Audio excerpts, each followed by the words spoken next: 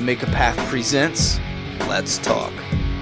Welcome to Make a Path presents. My name is Ronnie Hayes, and today, let's talk The Walking Dead Q&A 22. Logan Jackson. Season 3 was fast-paced and a lot of action and unexpected character deaths. Season 4 or 5 seemed to slow down and really tell a character's story leading up to their deaths, which put meaning into their deaths but also made it a little more predictable. Which style do you think fits the show the best? I will have to disagree and kind of agree. The reason, and I see this a lot, everyone's like, it was so unpredictable and they didn't drag out the characters. Guys, we went through seasons 1 and 2 with these characters, don't forget. We already knew Merle was a dick, even though Merle wasn't around for season 2 and most of season 1. Based off his brother and from what we know, when Merle shows back up, we know he's a racist prick. You know what I'm saying? So, we didn't need a lot of build-up with him. Matter of fact, when I rewatched Season 3 during the marathon, we did get a complete build-up with Merle before he dies. You know what I'm saying? Like, we got a lot of Merle before he died, if you think about it, because he was still a dick, then he was with his brother, and he actually almost even teared up. He fought being a dick at the end, and then finally, the end, he gives up being a dick. He's like, listen, go home. We got a lot of Merle. We got a lot of T-Dog with Season 2. You know, he was there in Season 1. We gradually got enough of him. Lori, trust me, we got enough of her, you know. So, it's not... So, I see what you're saying, but I don't buy it. You know what I mean? I see what you're selling, but I'm not buying. With these other characters, Sasha, Tyrese, yeah, they were there, but they were so underused. You know what I mean? Bob was... He was underused, but you really couldn't use him for much. So even though we showcased he was an alcoholic, to die like that is just being like, it's an alcoholic. He rebounded from that. His thing with surviving in life and changing his negative ways and all of that, and getting with Sasha, that was a part of just his transformation as a character. So I see what you're saying, but keep in mind, because we've had these characters for a while, we can have a shocking, out of the blue death. And it's like, wow, you know what I mean? Which style do you think fits the show the best? You know what? I'm going to be honest with you guys. I love Scott Gimple's work. Love him tremendously. However, looking back, you know what? I'll tell you this.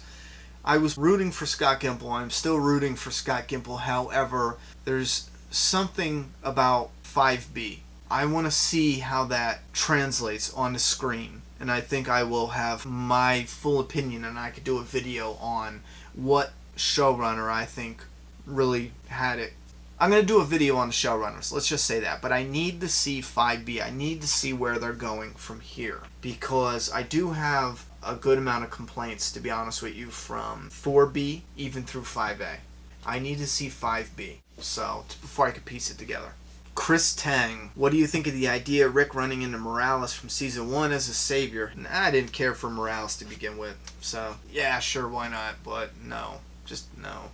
Brody, 65708, why can't the show go back to the farm in real life? Did something happen? Yeah, listen, the article I read said that the farm owners are not the same people who own the farmhouse. The farm owners who own the land got paid for them being there. The people who own the house didn't get paid for being there. The people who own the house don't live there. They live somewhere else. This is from the one article I got. Now, what happened is the people who own the house, I guess they wanted to get paid, but when they saw the house on TV, they didn't know till they saw it on TV from what the article said. They went, tried to get payment, they tried to sue or something like that. They went to check on the house and,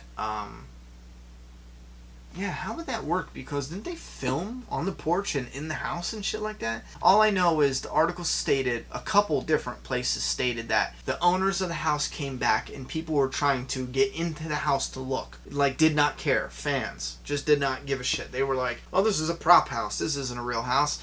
They were peeking through the windows at all the time. You couldn't live there. The privacy was shot. Fans would not stop coming to the house. So they were just so pissed off with all of that. They said never again. You know what I mean? So, and they even tried to sue, one of the headlines said. So, that is why. The people who own the house are just totally pissed. They didn't get any money. I'm going to look into that further, but that is the way the article tried to clear it up. It sounds kind of odd, because how would you know? I don't get that.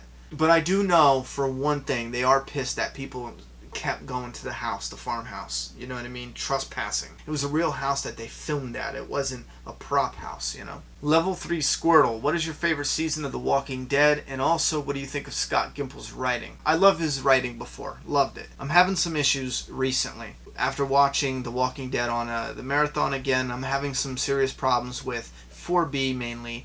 I'm having a lot of problems with the bottle episodes. And then 5A. I want to see 5B, and then I think I'm going to have because if they're going the way I think they're going, we're going to be good. But if they sidetrack from that, I think we're going to have some issues. So I will let you guys know after 5B. I peed my pants. What? I peed my pants. Did you really? No. Oh. I'm just doing it for a joke. Jocelyn A. Which characters from Alexandria in the comic books do you think will be included in 5B, and which do you think are unnecessary and should be left out? Actually, this is something I had brought up that somebody literally just basically called me a retard for it. And I said that with all the money they're sinking into building the massive set, it makes sense they wouldn't introduce all the characters. You know what I mean? In the comic book, it's easy. You're writing them. You understand? In the show, you have to cast them. You have to pay them. You know, then you have issues with, will they come back again for next season? I mean, what if there's an issue where you get somebody and they can't come back for whatever reason? Who cares if there's a contract or not? There's issues there. And it makes sense that they would get a few important characters and keep the rest aside. But somebody was like, you moron, it's only 2 streets big, it's so tiny. You know what I mean? They have to know the characters. We don't know what way they're going with it yet. If they get in there and they do it like a comic book where, and I think it's stupid, and this is what I'm talking about, if you adapt it identical to the comic book, it will not work, because in the comic book, they show up. Mind you, they just dealt with cannibals. And they're out in the wilderness. They're alone. They're rugged. They show up to the Alexandria safe zone immediately within an hour. They get showered, shaved, and they're assigned jobs. And Rick shows up there as a wildebeest 1 minute. Couple hours later, he's walking around patrolling the neighborhood. In a comic, it works because you want to get to the action, and you only get like 30 pages or something, 22 pages. I forget what it is. But you want to get through to the action. So you don't want to see Rick slowly, gradually work into becoming a cop again in the Alexandria safe zone. So you suspend reality and you accept it. Oh, he shows up, gets shaved, and he's a cop again, telling people what to do. People he never met before. New people in a new environment. It will look ridiculous on TV if you do that. It will look stupid. It will not translate well. Like the hospital didn't translate well because you did not have enough tension there. The hospital did not have enough tension. It had one person, and then we didn't know definitely about the other people. You know, it should have been like any moment this place can just implode. Now, what I'm saying with Alexandria, we need to get into Alexandria. Let's say we get into Alexandria and we meet Douglas. Keep in mind, in the comic, we didn't meet Regina till later on, so it makes sense that even though it's only 2 streets, people are not rushing out their doors to do a meet and greet, especially with people who look filthy. They look like bums. You still got chunks of zombie brains in your hair, you know what I mean? Like, it makes sense. You're going to have some individuals that want to be left alone, want to keep to themselves. Like Pete, for example. I'm not saying he's not going to be in the show. I'm just saying you're not going to have all the characters coming out. So I think I would leave certain characters gone. If we're not going to run into Heath on the road, leave him out until next season. We don't need him. We don't need him. We needed him in the aspect of the comic because, you know, he was an action scene getting there. Because the comic, it took a whole issue to get there. So it was a pretty dull issue until we had, you know, the action with Heath. Oh, Scott has a broken leg. Let's get him. Let's go over here. See what I mean? They were tools, and that's what people don't understand. They think the comic book is just a comic story. It's not. Each issue is crafted with cliffhangers and moments. There's a beginning, a middle, and an end. Each little issue. You know what I mean? You have to adapt that, translate that different to the show. Because you need a beginning, middle, and end for the show. You see what I'm saying? So it's different. Like with the comic book, I believe Maggie hanging herself was a comic book cliffhanger. Because the majority of that issue was rather unexciting for a few pages. Then we have Maggie's cliffhanger almost killing herself ending. So it's stuff that's put in the comic books to leave us with shock and awe. For the show, it might not work. So as far as people, wow, I am just really going on a tangent with these answers and not...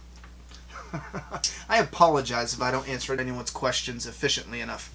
But, alright, listen, off the top of my head and trying to do this video real quick, I am not going to remember every single character that we need to know. But I do think we need to see Aaron and Eric, obviously. We need to see Douglas. I don't believe we need to see his wife. I'll be straight honest with you, because I don't think we need to end with Pete. I think that is too rushed. I think that we should have an ending with the scavengers, but we should meet the Pete character. Let's say the Pete character, since he is a doctor in the comic, let's say he's a doctor in the show. And let's say that's how we get introduced to him. We get introduced to Pete and his wife. So this way they become familiar faces. So we get introduced to Pete and his wife and his son, and they're around. Let's say the scavengers come and we need Pete because somebody gets hurt, in a little shootout by the gates. Pete is there trying to help patch it up. We get them there. So this way Pete is familiar, and his wife and his son, with us for the end of season 5. Now the beginning of season 6, that's when we get it. Since we already know them a little bit, we start the premiere with kids being abused, something's going on. By the end of that episode of the season premiere, Rick kills Pete.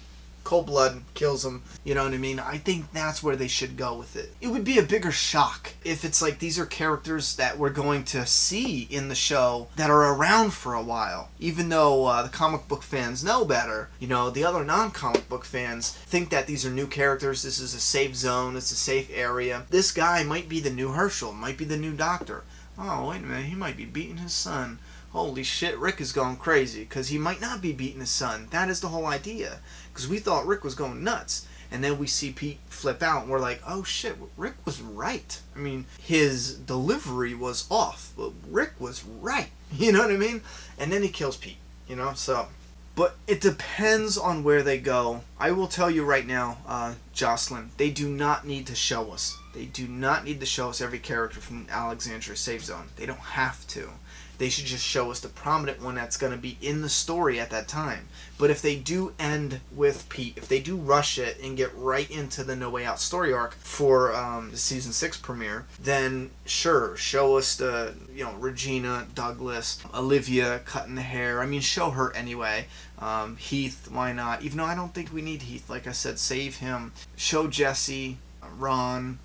I mean, there's a bunch of minor ones, too, that are going to be on the construction crew. Show them. I mean, I'm not going to name them all, but yeah, show the construction crew. And again, we could have important characters that we're going to meet in season 6. I will bet right now, I have no idea where we're going to go when we get into Alexandria. I guarantee right now they're not going to show every single citizen that's in this community, that's in the safe zone. They will not. I will bet right now, I'll bet my respect, we see new characters in season 6 that we did not get introduced to in season 5. Because that's just how it works, It is. It's how it works. Trust me. Subscribe now.